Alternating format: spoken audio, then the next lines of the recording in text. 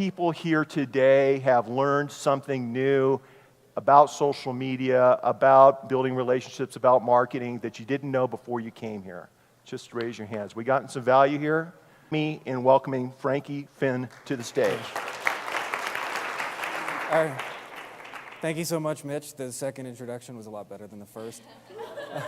And really being yourself, because what we see is people trying to copy other law firms, and you can't do that. Like, how many of you guys have somebody who's tried a TV commercial and it went exactly like this? Like, have you been injured in an accident? Well, call Frankie Fihn, and I will fight hard to get you every dollar you deserve. And then they pan over to somebody injured, and it's like, Frankie Fihn got me $17 million. Well, I can't guarantee you $17 million, but I'll fight hard to get you every penny you deserve. Call me, right? And if you're one of those, there's probably at least 3 people like, yeah, shit, you've seen my TV commercial, right? But in all seriousness, that works if you're the first one to do it, and that's who you really are. But that's not going to work for everybody, so you need to be you and be okay with doing that. Actually, is Craig Swap in the room? Oh, look at Craig. If you guys actually get to meet Craig, Craig has conquered Utah, and if you actually watch his TV commercials, he's the same guy you're going to talk to in the lobby. He doesn't try and pretend to be anybody else. He's just a normal, soft-spoken guy, but he really pulls people in. And to me, that's a really awesome example of operating with integrity. Plus, he's just so handsome. Ken and I really get to work with the best attorneys in the world. Ken and I both got to work with John Morgan. And somebody told me this. I don't know if this is true, by the way, but somebody estimated that John Morgan's doing $500 million with a B every single year. And I don't know if it's quite that high, but I mean, just that it can be estimated that high is mind-boggling. And so Ken's strategy of getting to know him is a whole lot better than mine, which is let me get you drunk at a bar and pick your brain for all the cool stuff you know. We also get a chance to work with lawyers. Like, one of our members signs up 1,500 cases every single month. We've got guys who lead their states, are now starting to take over neighboring states. And we've also seen the rags to riches, people who were very small and very struggling. Last guy to get paid at the law firm go from rags to riches, and in 3 or 4 years immediately become the biggest. What I want to show you is really what they're doing differently than the vast majority of us to be really, really successful. And just quickly, what I mean by success is, more than anything, is living it on your own terms. So the gentleman I mentioned who signed up 1,500 cases every month spends 3-4 months in Aspen. You know, we have members that get to go away with their family, actually have a life and not be a lawyer 80 hours a week. And maybe you want to be a lawyer 80 hours a week, but it's having it on your terms so you get to do that. And so just a quick show of hands so I can tell where you guys are at right now. How many of you guys right now, raise your hand if you're a solo attorney? You spend your day managing cases. So a few of you guys. I love you guys. You guys are like Rambo. Like, every problem in your law practice, doesn't matter whether it's like admin or managing cases, you take it all on yourself. How many of you guys, you still manage cases, but you also have a small team with you? Just out of curiosity. I don't know how you guys do what you do for real, because when we talk to you guys as members, you guys always tell us things like, I give my paralegal 5 problems to go solve, and she comes back with 10. I would resort to strangling immediately. But if any of you do ever snap like that and strangle your paralegal, the good news is I know a good injury lawyer. One of the things that this will really help you for is how many of you guys, just out of curiosity, have no idea how much business is going to be there next month? Like, it's really just cyclical, and you get referrals, and it's up and down. I know you guys are all reluctant to raise your hand because everybody's looking, so we got a bunch of liars in the room, but that's okay. So I want to do a little exercise. It would help you guys to write it down, but you don't have to. If you want to do it in your head, it's fine. I want you to really quickly, because the biggest reason we've mentioned this over and over, that people don't get what they want, is because they can't tell you what they want. And so I'm here to show you that you've already figured it out.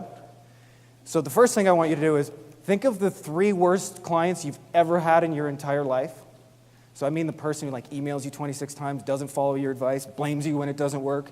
You tell them, don't post stupid shit on Facebook. They go and post stupid shit on Facebook, whatever it is, right? So I want you to think of those 3 worst clients and just write down the 3 things that they all have in common. So, whatever that is for you. And your list doesn't have to be what anybody else's.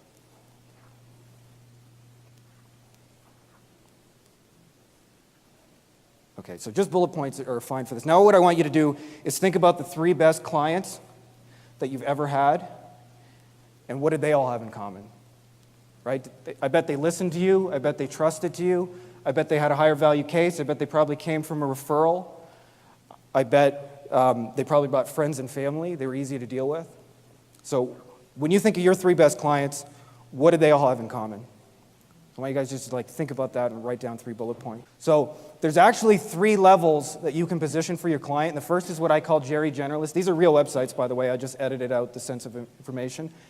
And so as you can see, Jerry does family law, he does personal injury, does estate planning. Now let me ask you, if you got $1 million trucking case, are you going to call a guy who also does divorces?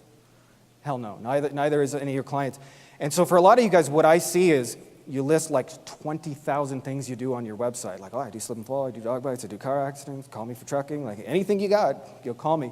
And so what happens is clients look at this and they think, not very good at any of them, right? A generalist, that's how we kind of treat that.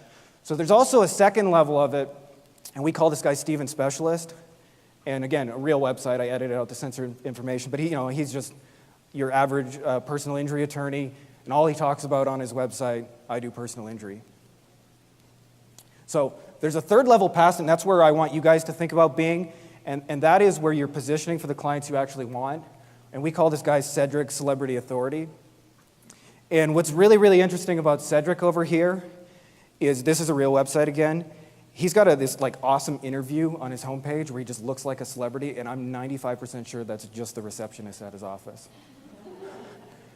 But if you do that, what client would know that's your receptionist until they walk in the door, right? So we find that there's only 7 ways that I know of that you can be perceived as a celebrity, which is be on TV, be in media like, magazines, print, stuff like that, have a book, speak on stage, get endorsed by somebody else who does it, or what's the other one I can't remember? Or get interviewed, which is the one this Cedric Celebrity Authority is doing. And it's really, really interesting because I started paying attention to how do celebrities actually get this celebrity status? And what you find is they're always introduced before they speak. Like if you watch one of those late night talk shows like Jimmy Fallon, they're like, up next is Frankie Fihn, and he's cool cuz.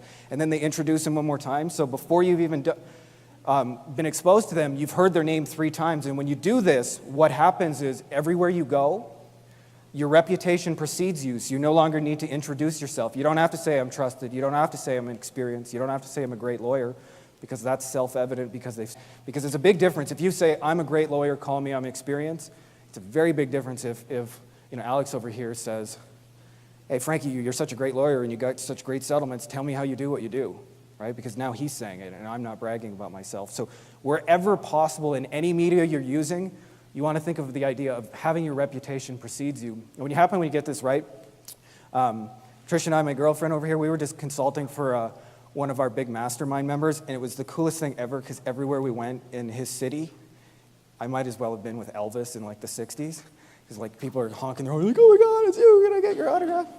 So when you do this this is a real guy in my real area, it's not PI, but for the sake of illustration, he does wills for $85. I don't even know how he makes money. How would you guys make money doing a will for $85? And the other thing too, he actually he advertises on bus stops. So apparently, fat people putting their butt on his face, he thought was the best way to advertise. So when you do this, what happens though? Without knowing it, if you do this kind of positioning, you choose cheapskate clients, and everybody who comes through the door, it's going to be a pain in the ass, and you're going to wish you hadn't got them in the first place, because it's going to take you just as much work as $1 million case, and it's going to be so much struggle. When you do this right, this is one of our mastermind members, obviously I blocked the sensitive information. One day they decided, hey, we really like trucking accident cases, and so in their state, they completely dominate trucking accidents. And as you see, what does the website talk about? Trucking accidents, of course, right? And guess what kind of pay-per-click ads they're bidding on? Trucking accidents. And guess where they're SEO'd for? Trucking accidents. So if you look at it from the client's perspective, they're looking for somebody, they've just been injured in a trucking accident, they go on a website and it says, I do dog bites, slip and fall, car accidents, motorcycle accidents, medical malpractice, and so forth. And then they come here, and all he talks about is trucking accidents.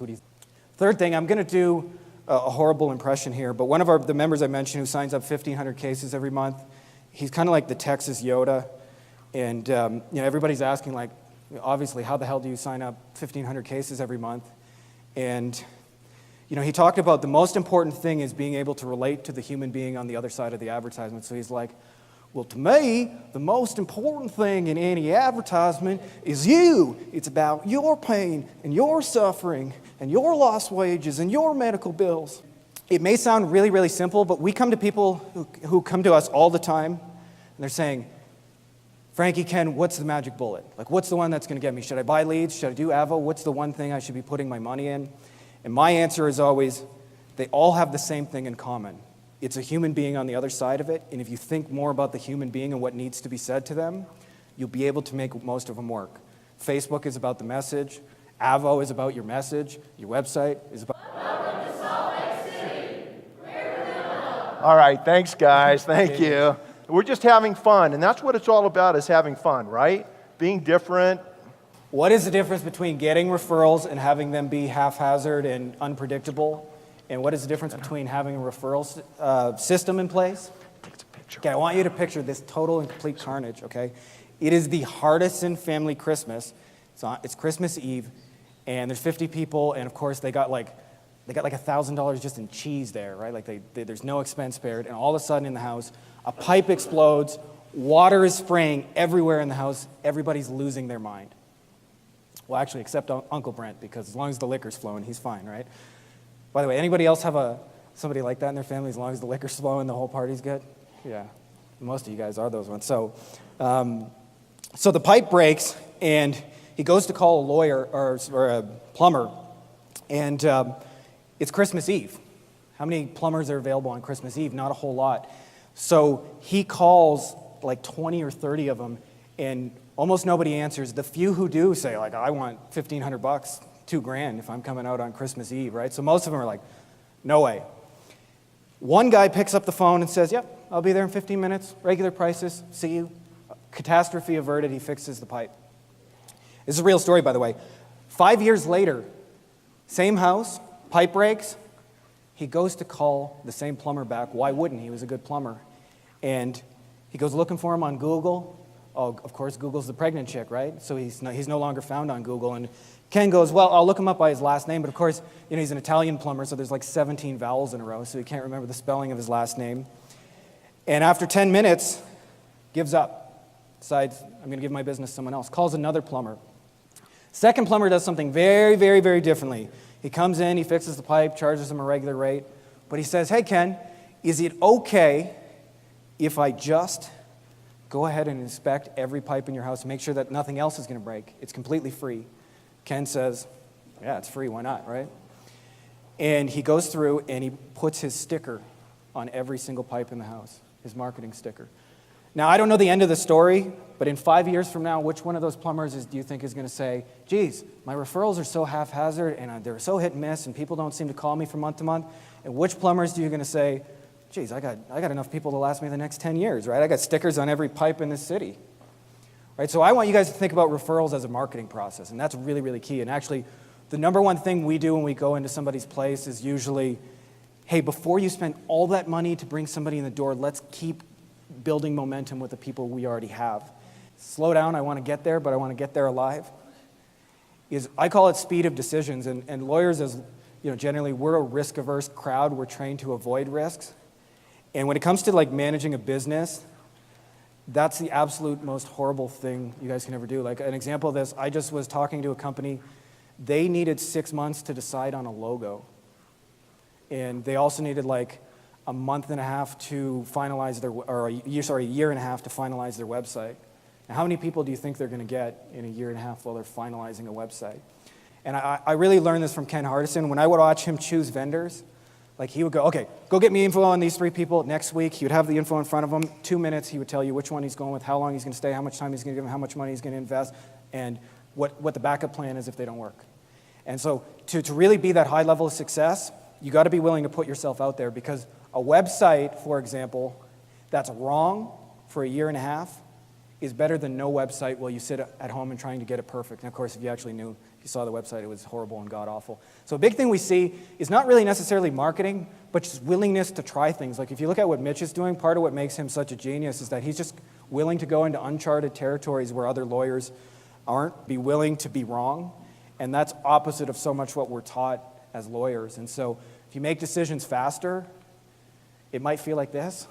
how to tell if you're driving fast, but in actuality, you'll do so much better. Because if you do 10 things, this is the beautiful thing about marketing. It took me a long time to learn this, but you only have to be right once. Like our most successful members, they generally only have one really great way to get people over and over again. They either have a great TV commercial, or they have a great YouTube video, or they have a great pay-per-click campaign, but their success is not built on 25 things. It's built on like 1 or 2 things that just work again and again and again. And so if you try 10 things and you're wrong 8 of them, you're going to be the luckiest person in the world because you're going to have 2 of them that work. All right, thank you, Frankie. Frankie Fihn. Paid to be here. I'm not part of PILMA. I'm here because I believe in the message that's being shared by our speakers here at PILMA. I became a lawyer to help other people, and they don't teach you in law school, I think, what we're hearing at the conference this weekend. And so when you hear some of the tips that Frankie's talking about, it's okay to fail. It's okay to fail often and fail fast as a lawyer. Just don't fail twice at the same thing, right?